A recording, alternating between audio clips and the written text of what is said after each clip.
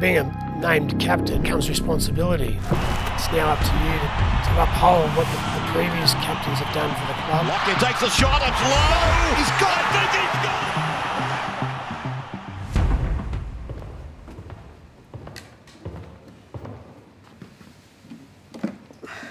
Seen much of him today. Now take a look at him as he crosses the halfway. They won't catch him. He's heading for the corner. Yeah, I was 15 years old in '92 and I remember watching this game at my mate's place. I was a Broncos member when they first were created in '88. So I went on that journey until 1992 and this was the moment where you knew Brisbane had won their first ever premiership, and I just think in my mind it's the most historical moment for the Broncos when Steve Renouf makes that break and scores this try to secure our inaugural premiership. You know, there were so many great players that brought so much to that team. I mean, Pearl brought the speed, the strength and the ability to score tries.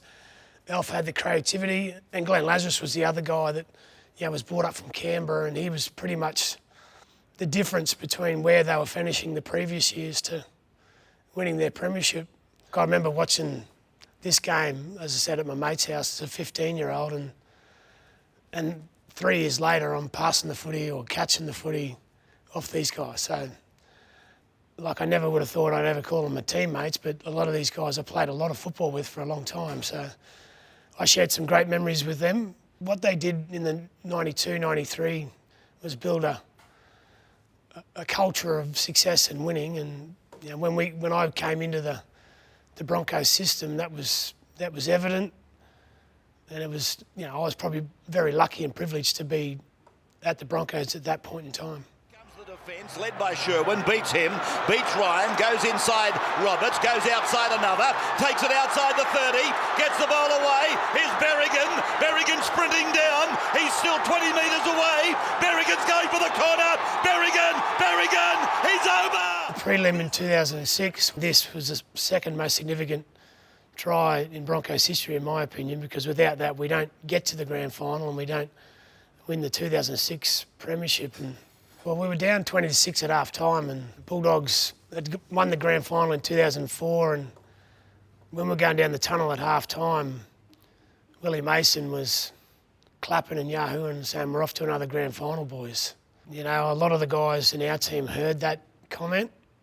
We went in at half time, and I think a lot of guys, particularly the big boys, used that as a bit of motivation coming out into the second half, and we had to score early in that second half. If he doesn't score that try, you know, completely different outcome in my opinion. At the end of this game, we obviously come out winners, and I'm sure Willie might have had, if he had his time over again, he might not have said the same thing, you know, in the tunnel.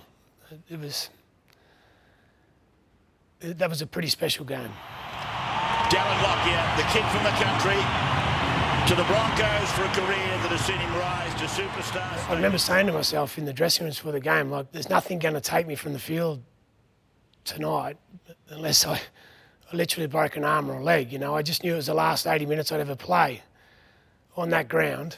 Sort of 10 minutes from full time, I got the knee to the head, the accidental knee to the head from a friendly fire. He's holding his jaw, Lockyer. That gave me the fractured cheekbone. Yeah, I knew I was in a bit of trouble, but again, I reminded myself this is the last time I was going to play here, so I got up, got myself into a position for the field goal. Much wider to the right.